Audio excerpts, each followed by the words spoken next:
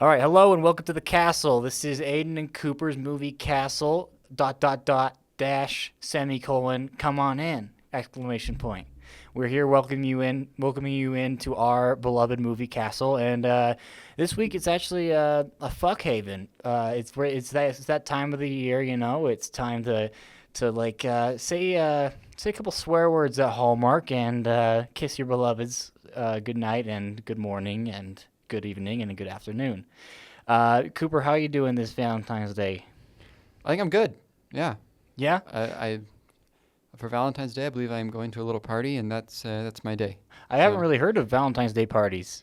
it's a new thing. We're pushing new territory. Holy shit. Yeah. Is it like sexual in nature? When we hit up the group chat, it quickly became so. Oh. So I don't know. Oh wow, is this your first like party of that nature? He nodded. For the readers at home, he nodded kind of shyly. So the reason that we kind of have it going on in this castle, besides the fact that it is Valentine's Day, is that we have a couple of love-themed movies as well that we'd like to talk about. Very true. We're going to talk about Companion, True. and we're going to talk about Hard Eyes, even Yes. though you haven't not seen it yet. I haven't We're going seen to it talk. yet. We're going to do half talk about Hard Eyes. I'll just let Aiden, I don't know, give his piece on that one. Okay, sounds good. Yeah.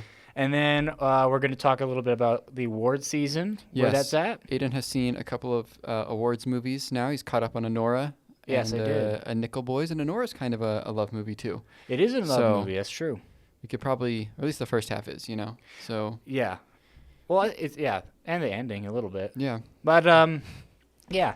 Which one do you want to start with, buddy? Well, let's just start with we'll start with Companion, I guess. All right. Do you want to talk about Companion? Or do you want me to talk about Companion? You start us off. Okay. So Companion is a film produced by Zach Kreger, who did Barbarian. It's very much been advertised in that vein as a you're not going to believe this shit kind of movie. Don't tell nobody. Very vague teasers or whatever. The trailer, I've heard, does give away a good chunk of it. I did not participate in that. But this is a film. It's a directorial debut from the guy who wrote a Fred movie back in the day. Yeah, his name's Drew Hancock. Drew Hancock, and by God, he made a stylish little movie. It stars Sophie Thatcher, who was just in Heretic, Mhm. and then Jack Quaid as well, who is known for The Boys and being like kind of everyone's favorite little guy. Yeah.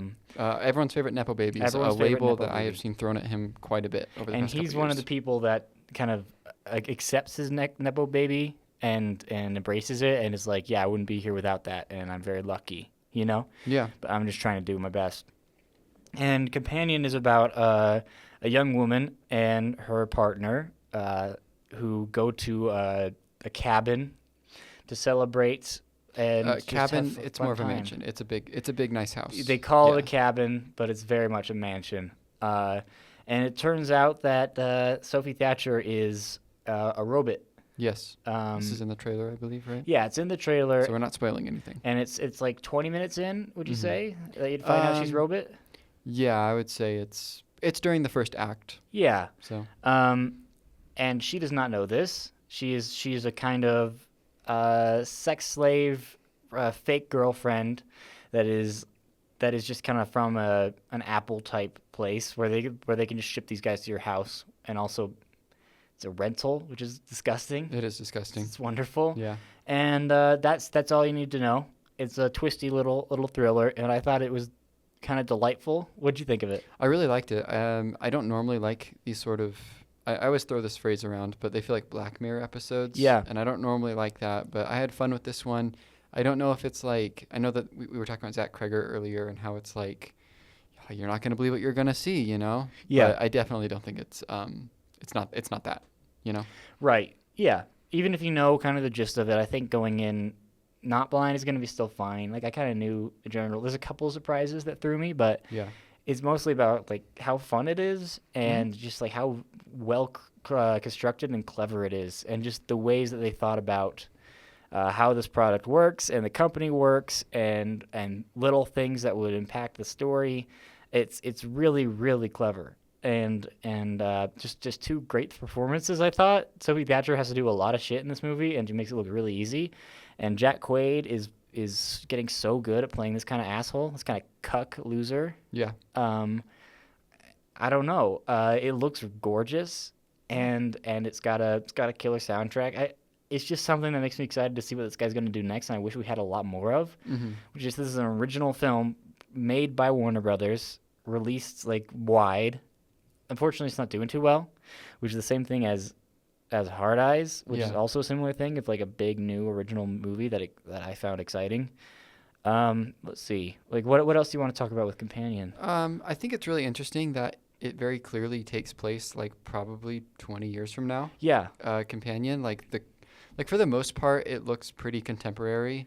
Yeah. But with the exception of her obviously being a very advanced piece of AI, but Robot. like their cars are like, I don't know, really smart self-driving machines, Yeah. and they look very futuristic, but like you wouldn't normally notice that. And I don't know, I like that touch about the movie. And they have their cool little wine openers as Yes, well. yeah. Those shits are fire. Yeah. I want one of those. It's so sick.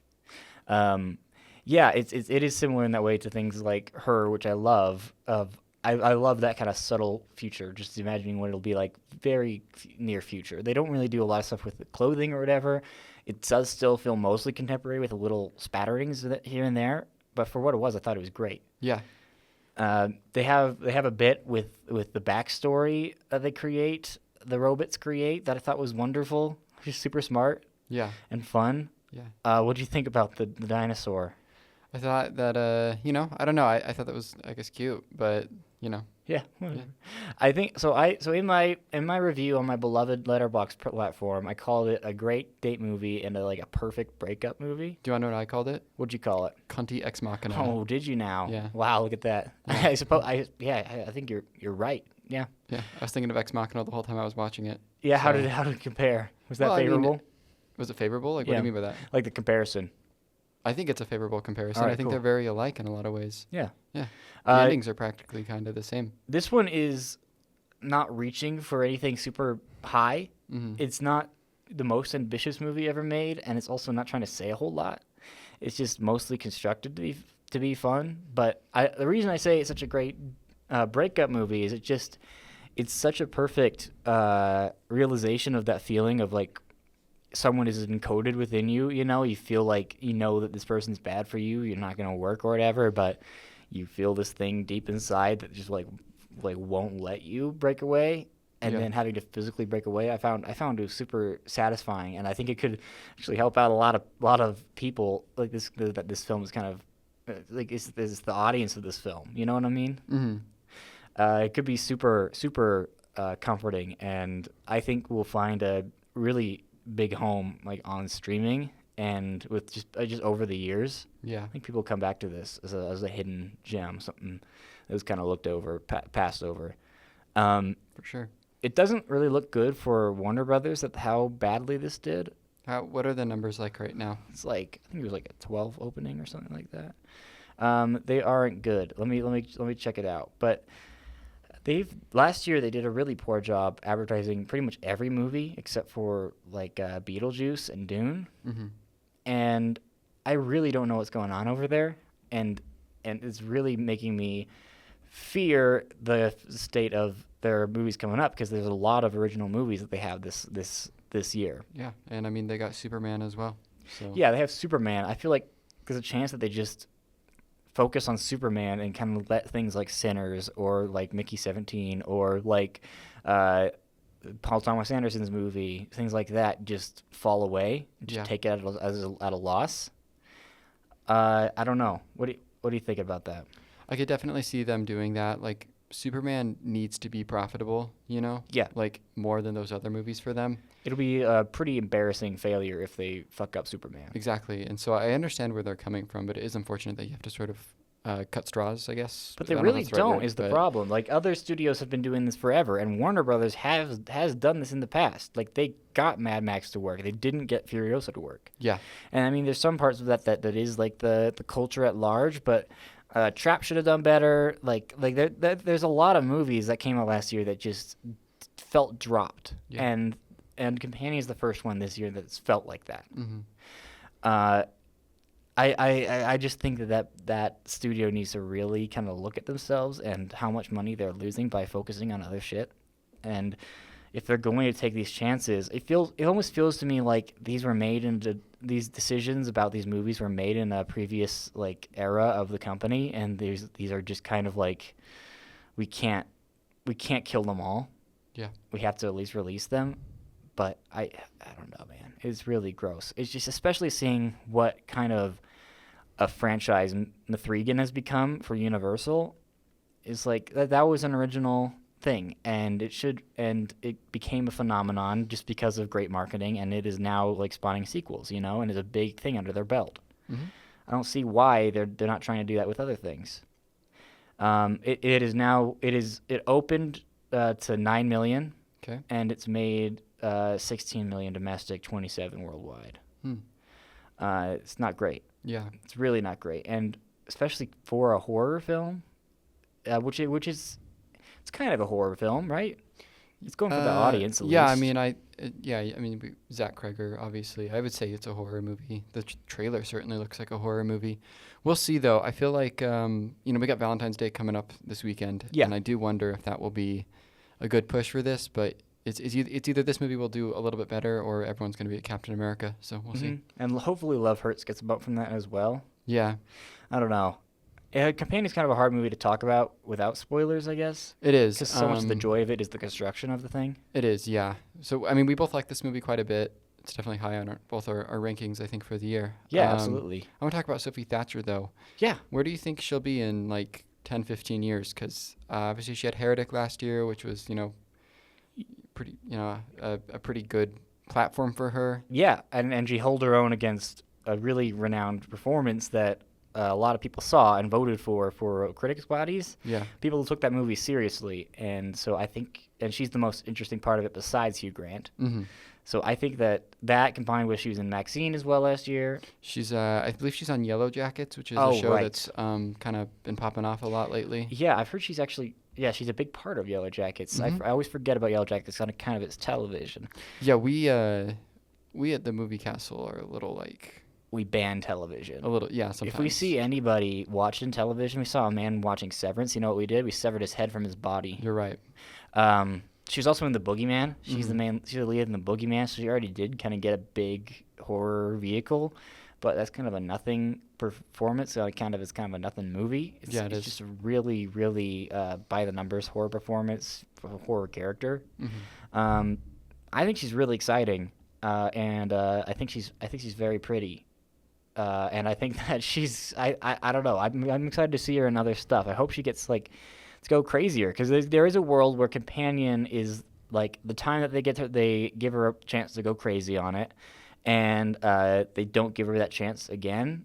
There's a chance that happens, but there's also a chance that she gets to do a lot more interesting roles because people see what she's capable of here. Yeah, I think she's definitely only done Boogeyman, this, Heretic, Maxine, which are all horror movies. Yeah. So I would like to see her do something else, but I really enjoy her presence in movies, and I could really see her being somebody that we're talking about quite a bit in 5 years, Mm-hmm.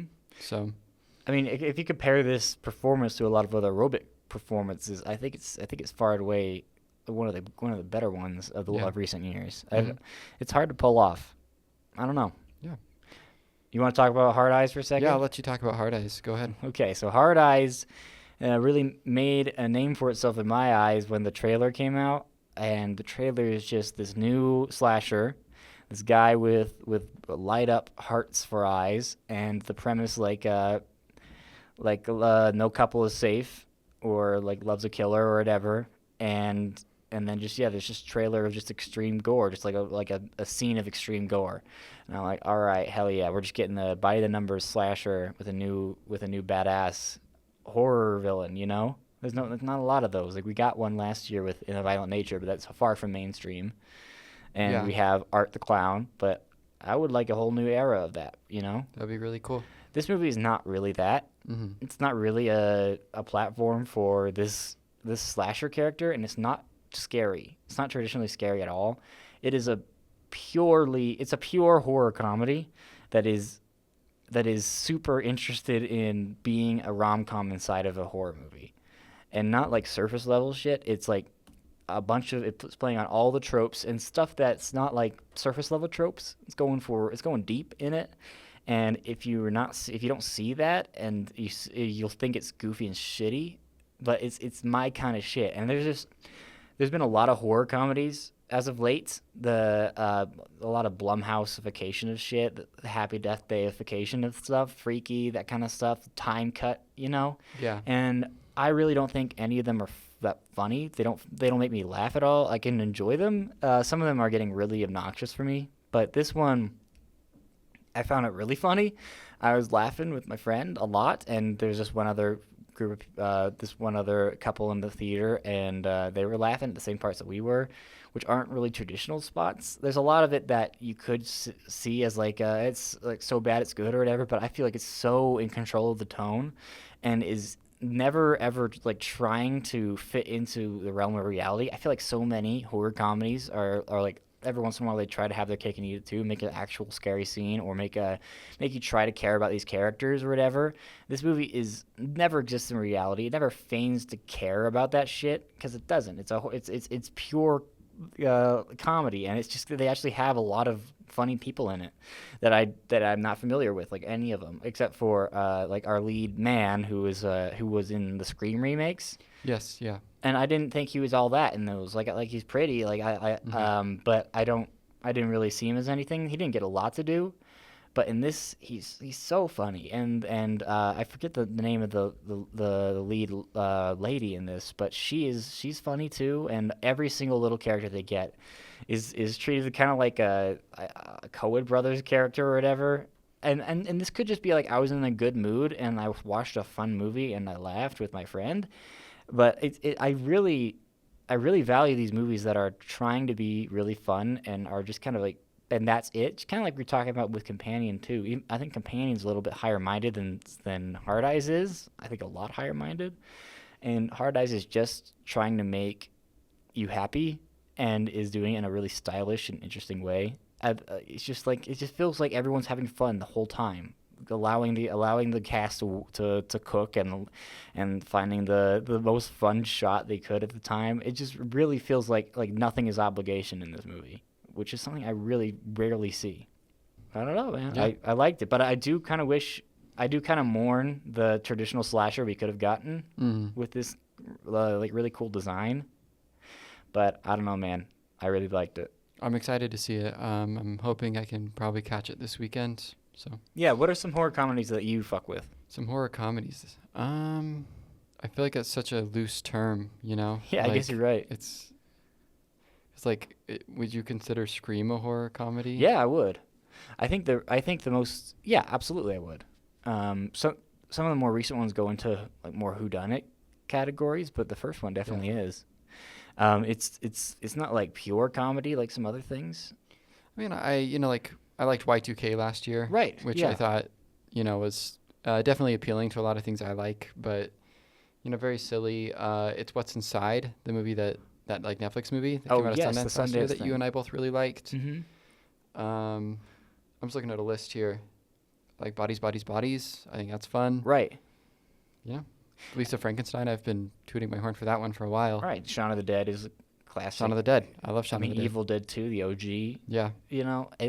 Do you like ones that do have like an element of humanity to it, or do you like pure like comedy, or do you like something in between? Like, do you like to be a little scared by it? Do you get scared by movies? Not really. The amount of movies I can say that have scared me, I can count on one hand. Yeah. So that's why So- something like this is like I like watching scary movies all the time, but something that's not even really trying for it and wasting my time. Like it seems to know all the shit that's kind of boring, or like after watching hundreds of these things and just kind of skips them, Yeah. or makes fun of them, but not in like a meta, obnoxious way. I don't know, man. So then, what else were we wanting to talk about? Some awards movies? Yeah, we can talk about a little bit about the Critics' Choice Awards, DGA, PGA. Oh yeah. Yeah. We have a Best Picture winner. Yeah, we have Best Picture winners pretty much been announced, Yeah, pretty more much. or less. So We unless have something Nora. changes in the next couple weeks. But Nora took all three. yeah, And CCA was not like a great day for Nora because it didn't get director or actress or screenplay, I believe. yeah, And so people were still like, I don't know. And then PGA and DGA took it, and that's crazy. because Anora is not the kind of movies that PGAs would go for. PGAs go for larger productions usually, and are more of the people, I guess. They seem like something that would go for Wicked or even The Brutalist. It seems like a more mono achievement or whatever. You know what I'm saying? But they didn't. They went for both of them went for it, and so now it would be so very irregular if it didn't win Best Picture. Yeah. But it hasn't been a regular year. It hasn't been. So fuck if I know. It could be something like Moonlight's one of the ones that didn't win. That the one Best Picture without getting PGA and DGA. Like 1917 got one PGA and DGA, didn't get the Oscar. Parasite won. Yeah. Like it seems like a year where something like that could happen. And I do want to talk to you about Anora because I think we both agree it doesn't really feel like a Best Picture movie. It doesn't. I'm a little more lukewarm on it than most people are. I mean, I like it, but it's not in my top 5 for Best Picture, I don't think. Yeah, me neither. I think it kicks ass. I think it's really funny and pretty empathetic. But I might have liked it better if I watched it at the beginning of the awards campaign or whatever instead of now. Yeah. Because now, like, I watched it and I got the notification about the PGAs and the DGAs, and so I was looking at it. I was like, trying to figure out why people are so goo-goo for it. Because if you are a Best Picture movie, then you usually have some sort of something to say about the industry as a whole, or just a narrative to vote for. So things like if Parasite's winning, it's this thing of like, this is an amazing film that has become a hit and is saying so much about like our current state of shit and is a direct reaction to Green Book, right? Yes. Everything Everywhere is this groundswell around Asian representation in movies, the comeback narratives and stuff like that, the scrappiness of filmmaking, this and the new era of cinema, you know, and then last year, Oppenheimer's this titanic achievement from one of our great filmmakers that we haven't really recognized in the past, you know? Like I don't know what the fuck Anora is. Anora is another great film from a great director that is kind of small-minded. You could look into it about the American dream and shit like that and how wealth is treated in our country and all that stuff. But it is so much more interested in characters. It is. I mean, the wealth is probably the best way to look at it for Best Picture. I'm curious if Anora, for some reason, doesn't win in March or whatever. What is it instead? It's The Brutalist. It's The Brutalist? Or Conclave. Yeah. I would agree with that. But like it's just... Because Conclave has the same boons as Anora does, where... if Anora is not your number 1, it's probably your number 2 or 3 for most people. And I think the same thing is for Conclave. Conclave is like everyone's number 4 or number 3. Yeah. There's not a lot of people that don't like it, just like there's not a lot of people that don't like Anora. And so this is going to be one where, like, let's go through the Best Picture nominees and see how they would be received from people, just like general public, you know? Yeah. So let's see. So Nickel Boys. Nickel Boys is not going to win Best Picture. If it does win Best Picture, what happens? That's an interesting one because no one's heard of this movie, you know? It would be worse with people like, who the fuck is this than things like I don't think Moonlight even. I don't think people would really get that movie no. at all. It is such a confounding movie to a lot of people, and I think it's meant to be confounding. It's meant to make you work, and we'll talk about it a little bit more later. Yeah. And that's why it's like it's a miracle that it got into Best Picture. It's so cool that it did. Yes, it is. It deserves the recognition for sure. But it would never win, and if it did, it would be viewed with a lot of disdain and a lot of like, the Oscars are so fucking over. Like, what the fuck is this? This is for I've heard somebody talk about, like, when the Oscar nominations came out, I heard someone random on the internet say that people are just directors are making movies for directors. And I think about that a lot. I don't agree with it, but I don't know if I don't agree with it. You know what I mean? Like, I feel like that sometimes. Like, if this movie is not accessible to the wide public and is using film language to subvert it and stuff like that, is it a successful movie? Is that just for us? Are we in a bubble? You know? Yeah. What do you think about that? That's an interesting way of looking at it. I definitely understand that take, I guess. Yeah. That, it is kind of a bubble. People just watch movies in different ways. Exactly. When I show my mom something that has a lot of ambiguity or is trying to make you feel shit and not like tell like a cohesive story, she gets really frustrated and feels stupid. Yeah. And I don't think that's her fault. And I don't think, but that is the movie's fault a little bit. Like it's, I like to think that the filmmaking choices and shit like that can really draw emotion out and make a powerful piece of art. And that's why shit like I Saw the TV Glow is my favorite movie of the year. It made me feel shit just by sheer force of will, you know. But that isn't.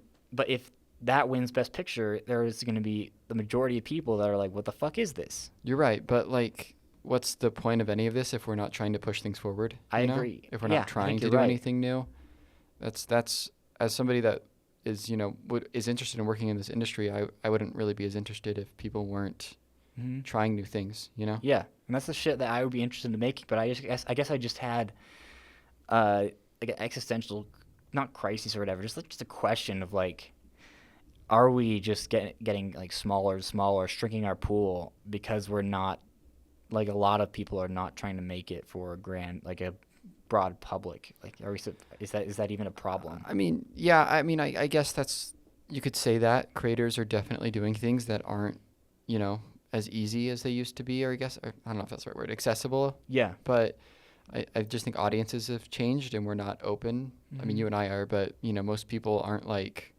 really itching for that at all, Yeah.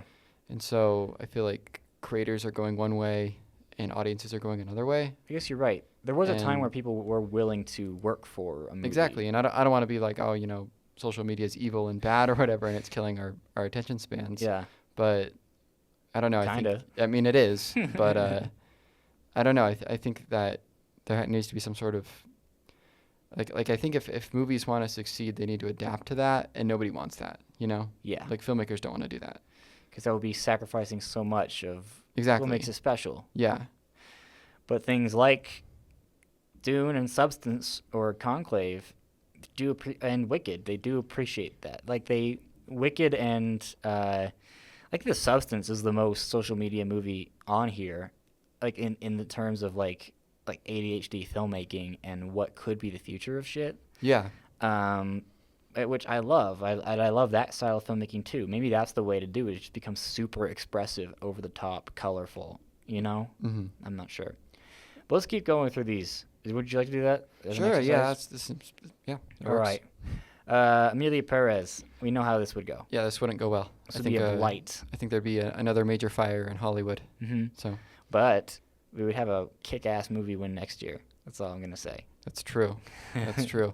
Amelia Perez. I mean, it's old news at this point, but it's really fallen out of where it was 2 weeks ago, which is very interesting. It's been a very interesting. Insane tweets ever. Yeah. Like the most insane canceling I've ever seen. It was like she was trying to do it. Mm-hmm. It's pretty incredible. The wide berth of like subjects that she was fucking people over on. Pretty impressive. And all right, I saw this somewhere, like people wondering if the reason that they didn't vet her tweets and didn't even look at them were just because were in a different language. They didn't fucking bother. What do you think about that? Yeah, that's possible. I'm sure it's all right. Yeah, I hadn't thought of it like that, but I guess that could make sense that they were just like, that takes time. It'd be so funny and so apt to the way that Amelia Perez kind of is, Mm-hmm. I think that's so funny. It's really impressive how much she has tanked the whole movie. Yeah. And now even like Zoe Saldana is like, it's on the rocks. Like that's bizarre. Do you think she still has a chance, Zoe? Of course she does. I still think she's the front runner, but it's a lot less sure than it was. Yeah. And now our Wicked lady Ariana Grande is looking pretty good right now, and also our Conclave lady is looking pretty good right now. I don't know. It's more of an open race. Yeah. Complete Unknown. I think I was actually, before the Anora won a bunch of awards over the weekend, I was kind of thinking that there's a very plausible reality where this wins. Yeah. Where this is a very accessible and easy movie that a lot of people have seen.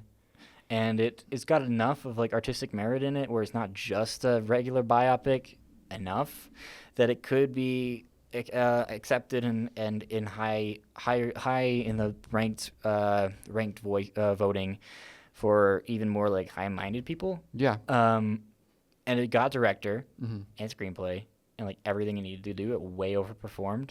Got Barbaro in. Yeah.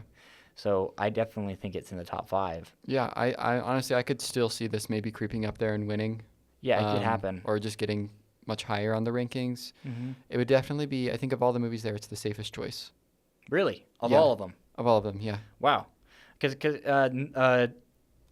the biopic has never won Best Picture before, Mhm. so this would be unique like that, but it also is old Academy in a lot of ways. Yeah. And yeah, there's not a lot of people that don't like it, but it is another one that's like, what is this really saying? Yeah. You could I still say haven't stuff seen about it. art and shit like that. Well, I guess, should we shoot you? Or I guess so. I don't know. Sorry, guys. boot you from the castle? It would be a weird one, but it wouldn't make people angry that much. Just kind of like, what are we doing here? Conclave. Yeah. Conclave is enough to say that it could make sense as a post-Trump movie, but Amelia Presley's like really taken that of like fuck Trump movie. I don't know. What do you think about Conclave? I mean, Conclave is, Cool, good. it's cool and it's good. I think a lot of people would be upset about, like, once they are like, oh, this one Best Picture, and they go to watch it and the ending happens. I think, I don't know how that'll play with a lot of people, but it's another one where I'm like not sure. Feels like the right wingers haven't caught wind. At Exactly, the yeah. end of They it. don't know about this one yet. And I Yeah. think they will very soon.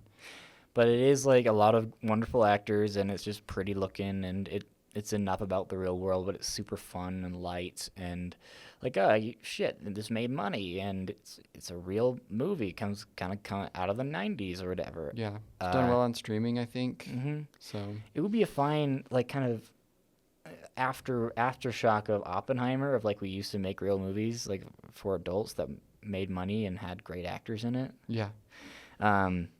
If it felt a little higher minded, it would be a lot higher up. It could win, but it's a little flippant and fun, you know. So people might not view it as important enough. Talk about Nickel Boys. I'm still here. This would probably just be compared to Parasite. Not that I mean, I haven't seen I'm Still Here, and I know you haven't either. No, yeah. But it'd be like another foreign movie winning. Be cool. It'd make the Brazilians very happy, Yes, which is it good for would. them. But I don't know. I mean, it's definitely just going to get compared to Parasite because it's the other international winner, Right. so to speak. It's from what I can understand, it's a lot less of like a constructed like puzzle piece of a movie that's like acting as a battering ram. It's more of a character piece and like about Brazil mostly, and less of like humanity as a whole. Parasite is such a resounding like statement on everything, and it's like this big like magnum opus. It felt so huge. Yeah. And this one doesn't feel huge from what I can gather and what I've seen from like the trailers and stuff like that. So it would have to be like entirely based off of the amazing campaign they've done, which I guess is everything, but it would be strange. That would be strange, and that's what I think. That this is what this exercise is showing, is like, oh, all of them are going to be strange. Yeah. I mean, this is definitely the most obscure of all of them just because it's not from America. Yeah. So this is the one where, you know, your parents are going to be like, oh, what's that? You know, What why aren't they? What the hell? Yeah, exactly. That sort of thing. So The Substance, baby. the Substance. Fuck yeah, do it. Do yeah. it. It'd I be mean, so sick. the internet would love this if this happened. Yeah, but they would. again, it'd be like, what the hell? Uh-huh. So, I mean, this is the one I want to have happen. This is my So favorite fucking movie here on cool. this list is The Substance. It's not going to happen, but like in the perfect world for me.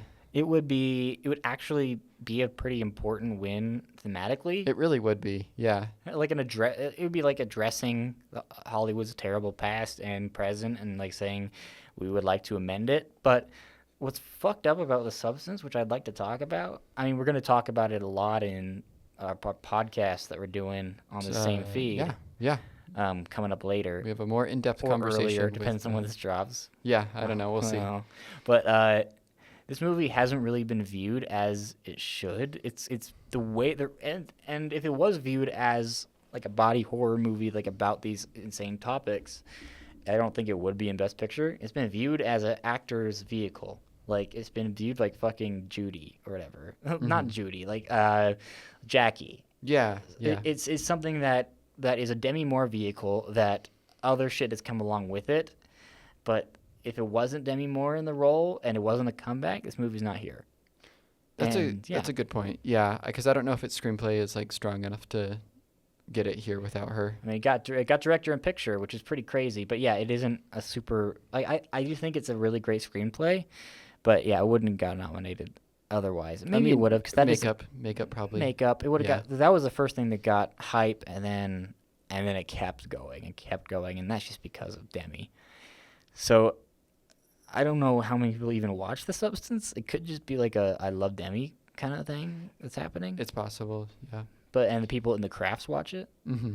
So it would be really cool, but it wouldn't really be for the right reasons. But if a horror movie won, and this kind of a horror movie won, and this kind of thing about how Hollywood views women and age and all that kind of stuff, I think it'd be incredible. Yeah, I mean, it's the type of movie that you and I both really like and find interesting. So it's something that we both want to see happen, but yeah. Here's one that Time's not right. I think this might be the best one for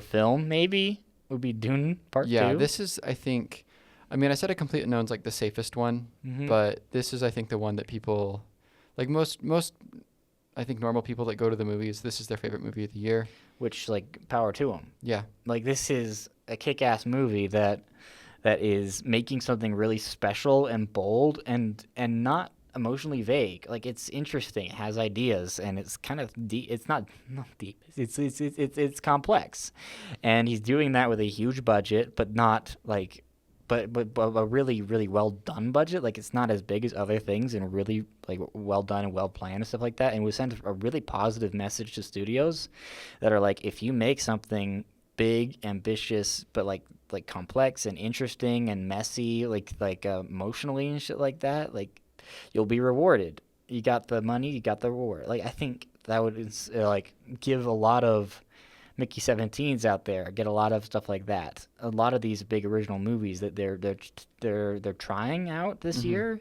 and next year, that I think they would go full steam ahead with it. I think that'd be so cool, but it's just not gonna happen because of that fucking third part. I'm so pissed. It's so stupid. I don't even know if it would happen, though, if the third part wasn't happening, you know? If it was just 2 parts, I don't even think, I don't know. What happens if the third part's not announced, it's not even rumored, movie comes out in November? What happens?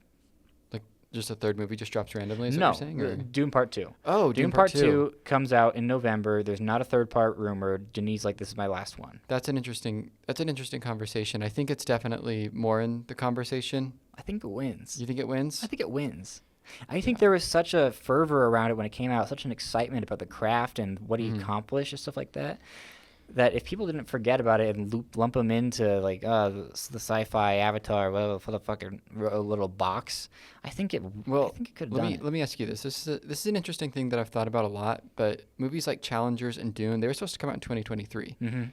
So, like, what do you think it would have looked like if it had come out, you know, at the end of 2023 when it was supposed to? I think Challengers would be picture, screenplay, editing, score, no actors still. Yeah. I think Dune would be get everything that it did before, and then also get an acting prize, be it Timmy. Well, no, Timmy wouldn't come because Bob Dylan's still here, but maybe Javier Bardem in supporting, or Rebecca Ferguson, something like that. Zendaya. I think Zendaya maybe most likely. I'm not sure. It's interesting to think about because, like, if you think about last year's Oscars, I don't know if you remember the lineup that well, but, like, what would it cut out? And it maybe be Maestro? Yeah, I think Maestro was probably number 10. I could let me pull them up. Or maybe A Zone of Interest. I don't know. I mean, could be. Yeah, Zone of Interest, American Fiction, and Maestro were like 7, 8, 9, 10. Yeah. I mean 8, 9, 10.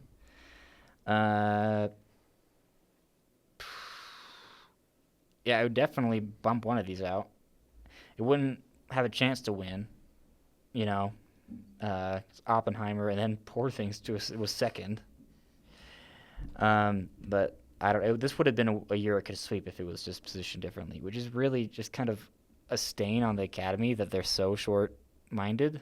Exactly. So strange, and it's just like, if you wanted to gain respect of people, like the average people, I think this is the one to recognize, and I think it's a solid one to recognize, just like Oppenheimer was. Exactly. I mean, there's one other this year that is probably a very accessible movie that's popular that they could recognize. But The Wicked. The Wicked, yes, Yeah. The Wicked, Part 1. And this would be a bad win. This would be a bad win, but it would make a lot of people happy, I think. Yeah, it'd be a fine win. I'd be fine with it. I wouldn't be happy, but I would just feel like, well, give them what they want or whatever. But and it is an accomplishment in its own right. But I don't think anything that looks like that should be and has those problems with the third act should be nominated like that. And it's very much a first, like part 1 of 2. Yeah. And the fact that this is so much closer than Dune Part 2 is bizarre to me because Dune Part 2 is much more of its own thing. Like, doesn't really need the third one. Yeah. And Dune is a Part 1. And, I mean, Wicked is a Part 1. And I don't think Part 2 is going to do much at the Oscars. Yeah, probably won't. That's an interesting conversation to have. But Dune should definitely probably be higher on the list. But It's just the way it yeah, shook out, I guess. interesting that John M. Chu got Best Director at the Critics' Choice yeah. Awards. He's not nominated anywhere else, Nominated. really. And So Challengers got editing and score, also not nominated. So, I mostly like the picks for Critics' Choice Yeah, Awards, me too. aside from a couple things. But aside from Chew. yeah, Chu, and I mean, Honora is obviously not one that I really care that much about. Yeah. So And then The Brutalist is our last one. yeah. This would be viewed as kind of a what the fuck, Mm-hmm. but also kind of makes sense. Like it's positioning himself so much as another American epic, you know, in the style of so many things. So it kind of just like makes sense. A24 has been kicking ass, so it would make sense a little bit. Yeah, I mean, it makes the most sense to me, and it's I think the one that I would like to see win. I mean, aside from the substance, but yeah, It would be a lot like if Tar won. it would be like if Tar won, and I love Tar. Me too. You love Tar as well. I like Tar a lot more than The Brutalist.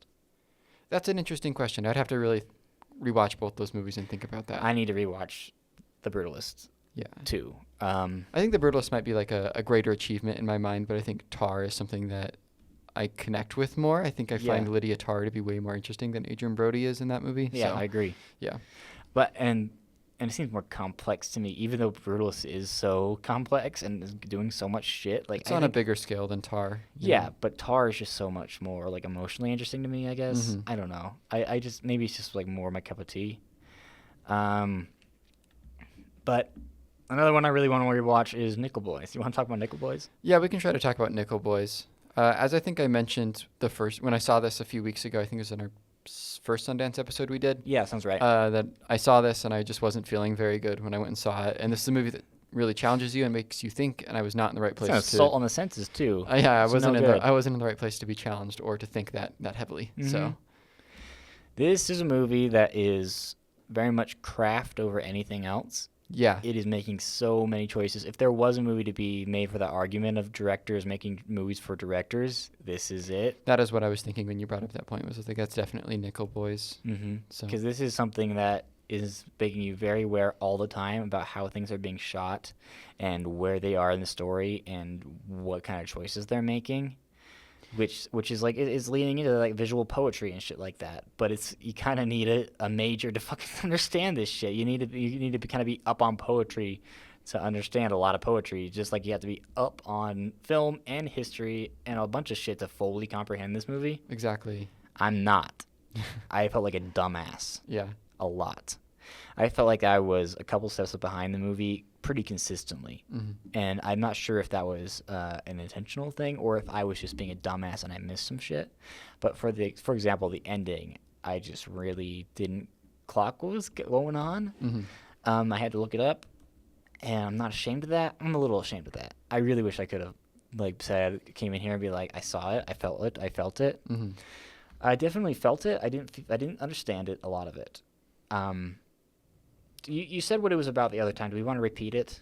Yeah, it's about two black teenagers that are in, it's the Nickel Academy, is that what it's called? Yeah. Just sort of a bad kids go here type of Mhm. school, and there's a lot of, I think the late 60s, so there's quite a bit of corruption going on. Yeah. It's cut through with the space race, which Yeah. is interesting. Yeah, so you can fill in the blanks for what it's trying to tackle and all that. But it's using archival footage and fake archival footage and like papers and like Google and all sorts of fucking random shit in there. It's very much like an experimental film. At times it's fucking like Koyana Squatsy. At times it's a visual, like a video essay. At times it's I don't know what the fuck it is, but sometimes it's a pretty like traditional, like historical movie. It starts that way. It does. Besides the fact that most of it is through first person. I mean, the whole movie's through first person until it jumps forward a little bit in time. Yes. I think the jumping forward in time is what was tripping me up the most when I saw it. Mm-hmm. And that's the reason I want to rewatch it so badly, is because I'm like, I don't entirely understand what was happening there. Yeah, that's what got me too. And I think I was maybe overthinking it sometimes. Like I was like, oh, do you think this ties into this? Do you think this is about this? Like for a lot of the movie, I thought it was about a man, like someone, like what it feels like to read a book or to do research on something and become like thoroughly connected to that person. And especially between like this person, like coming to terms with like his history as a black man, like his, like people that came before him, what they had to deal with. And that feeling of like, I don't know, like tying yourself to your ancestors and feeling empathy for people that you don't know but you've read these stories about and stuff like that. And that's kind of where my mind was at for a lot of it. So then when it started to not become that, I kind of broke my brain a little bit because I was still trying to tie it into that. And then eventually it snapped, but it took me too long, and I think I was too far behind at that point. But it's been described as Malikian lots. Are you up on Malik? I've seen Badlands, which is cool. Yeah, I like that man. movie a lot. I think I've seen some others, but I can't recall off the top of my head which ones he's not. I'm not up on Malik. You're not up on Malik? I haven't seen a fucking Malik. I know this gets compared to Tree of Life a lot. Yeah, well, they got hands. They look at hands a lot in the Dutch nature.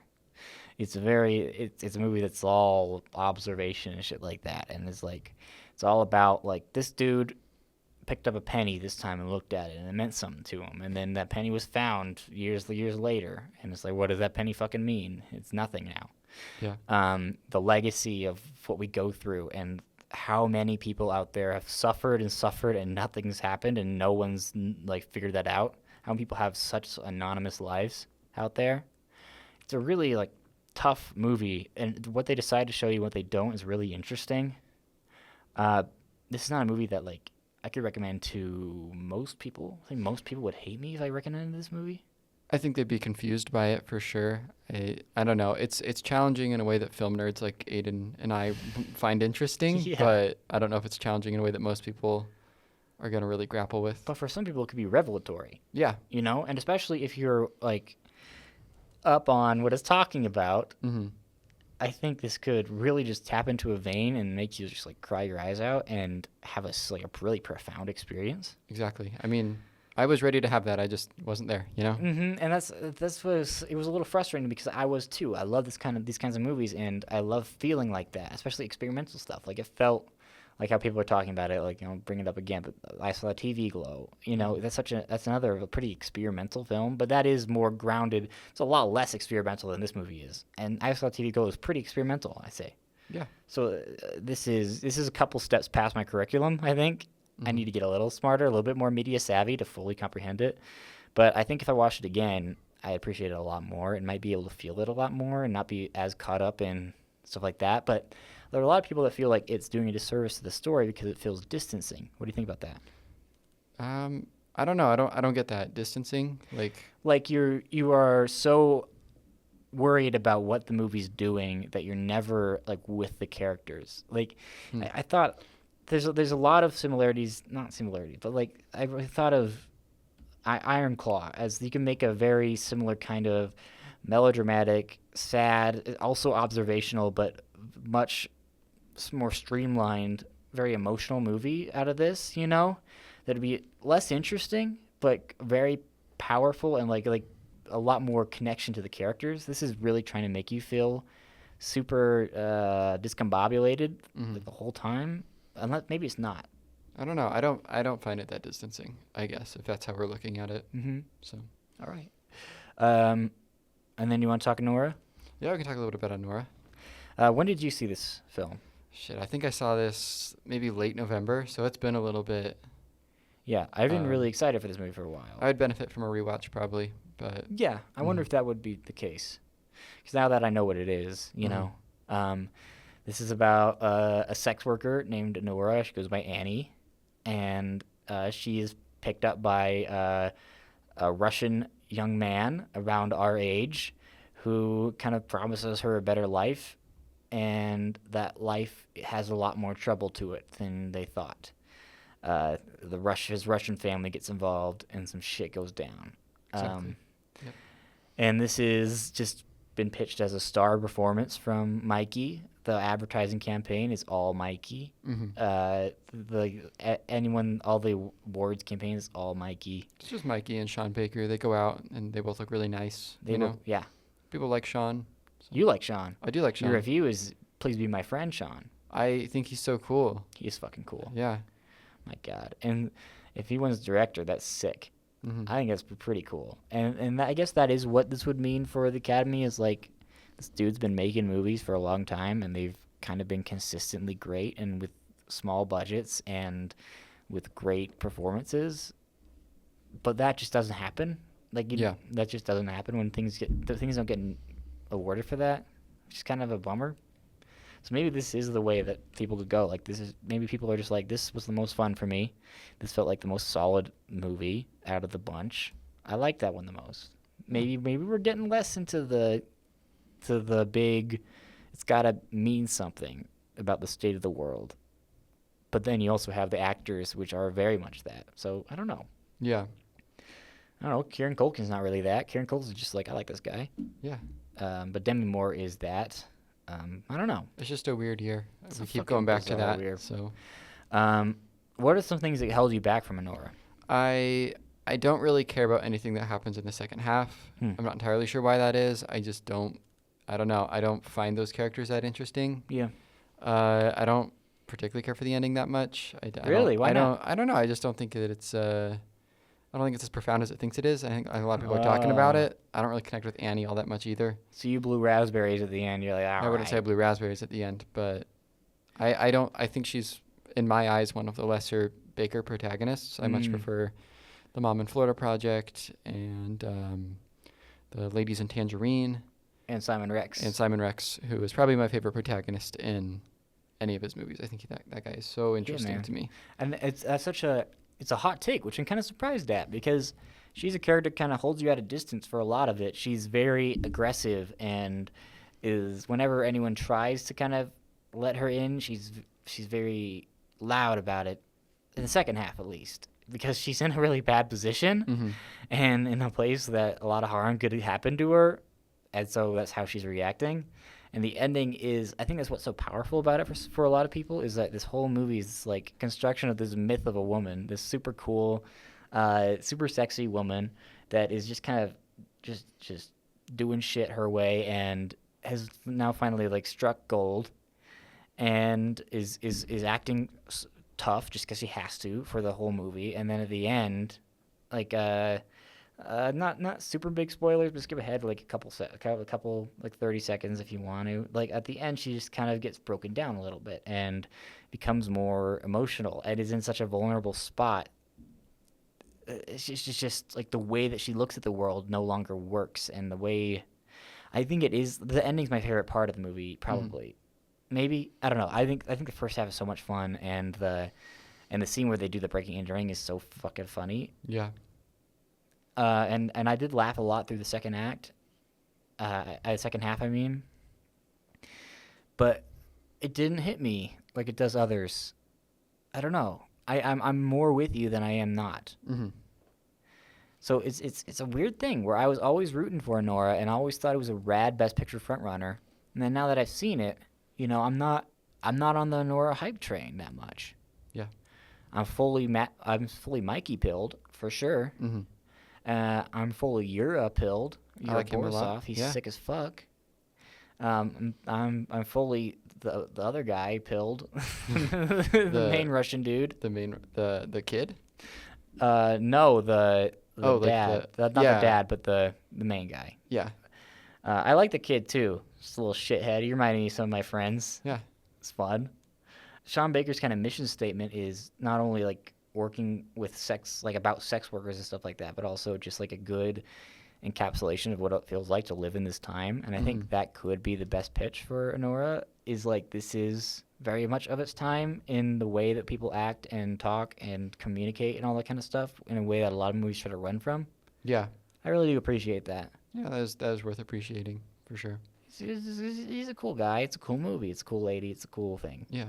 I mean, we mentioned the Igor character who's very prominent in the second half of the movie, and the POV kind of switches to his a little bit. Yeah. And I don't know. I don't know if that might be one of the reasons I'm kind of held back by it, and I'm not entirely sure why. Mm-hmm. Again, I need to rewatch this, I think, but She's very rude to the man. she is very rude to the man. Till the very end. She calls him some nasty things, Mm-hmm. and he's just kind of a sweetie pie. But she says he's got rape eyes. Mm-hmm. I guess it's like I thought maybe they were gonna go with something about him being kind of not always cracked up to be kind of a nice guy, Yeah. you know, and turn on her and say something about that. But I think that's a little too simple for Baker, and maybe he is just kind of all good.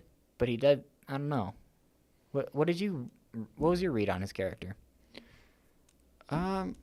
See, this is exactly why I'm stumped on this movie, because I don't really get this second character that we've suddenly start seeing the movie through. Yeah. You know, and I don't really know what to make of him, which Hmm. is why I need to see this again. So What do you think of the Smurfs trailer?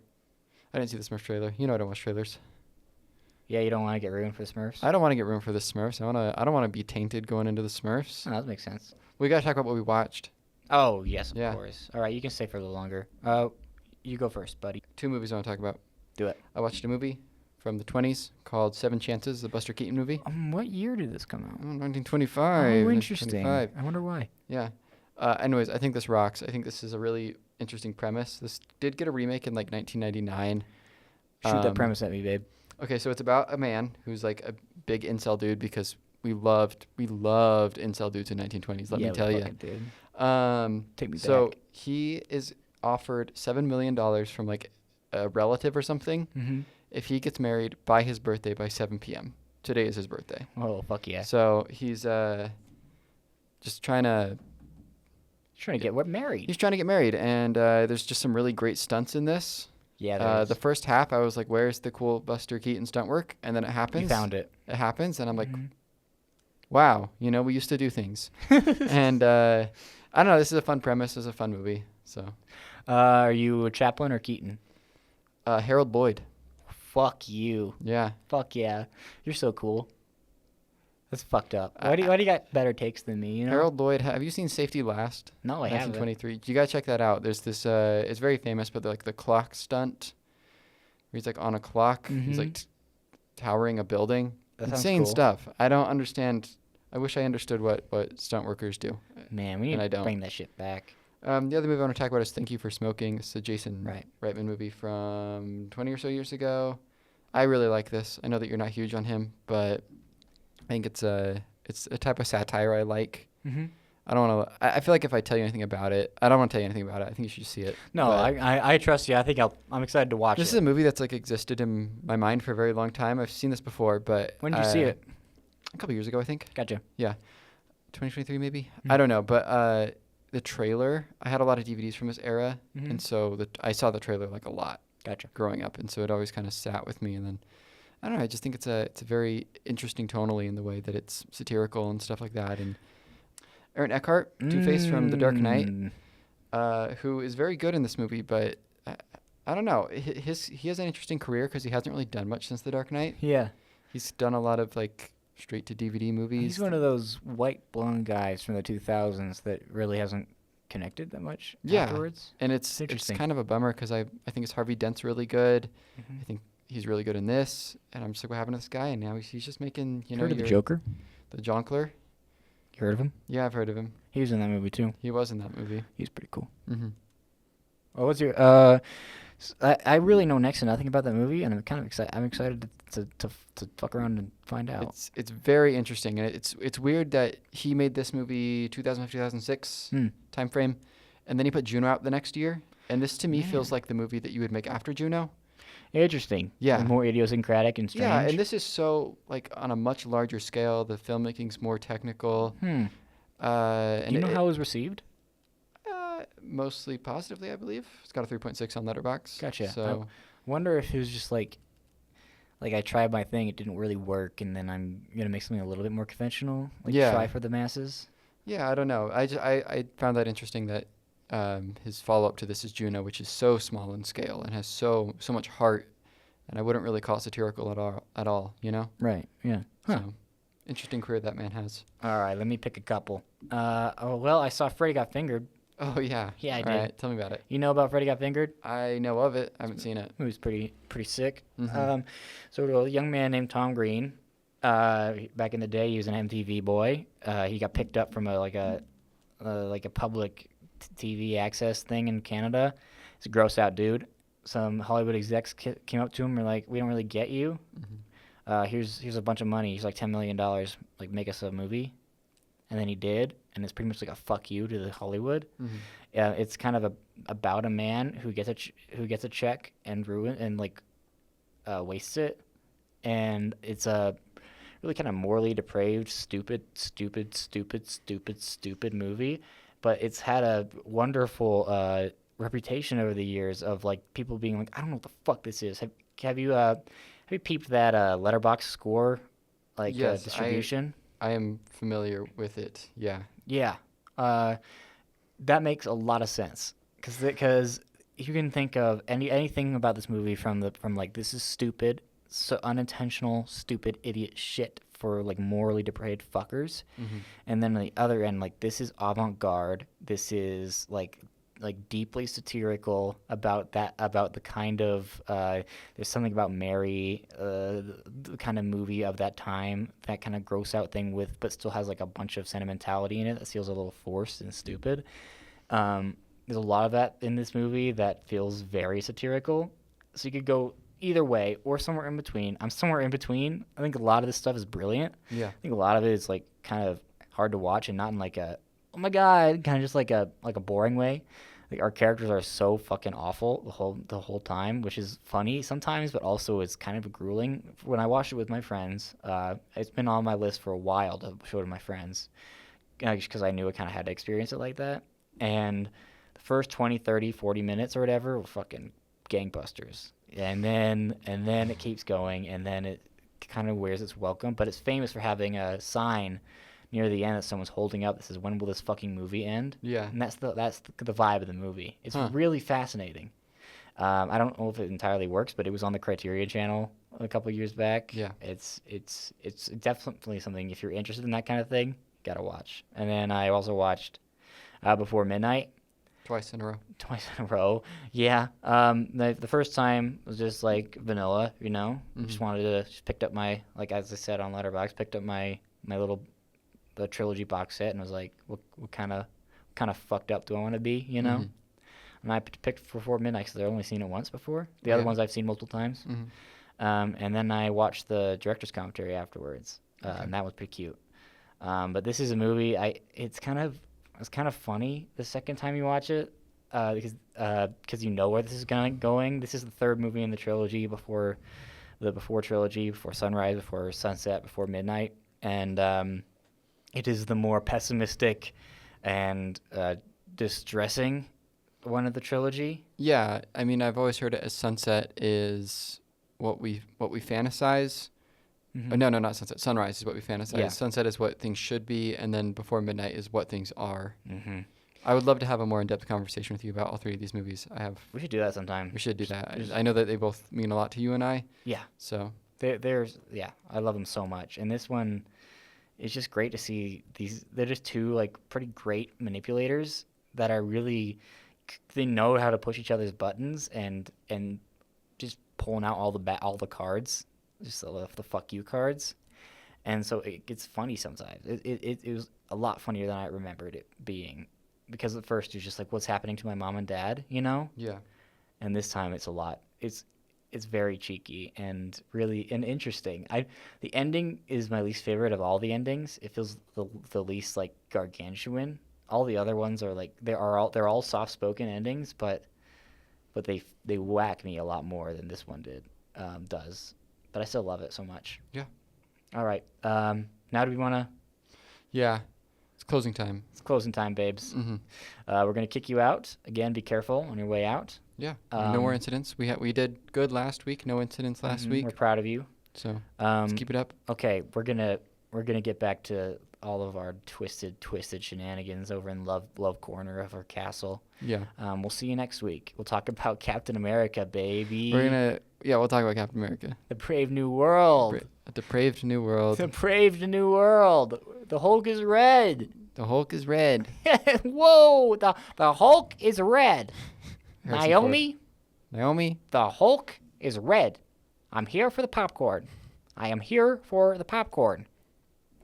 Okay, I gotta get this shit out of here. Have a good night.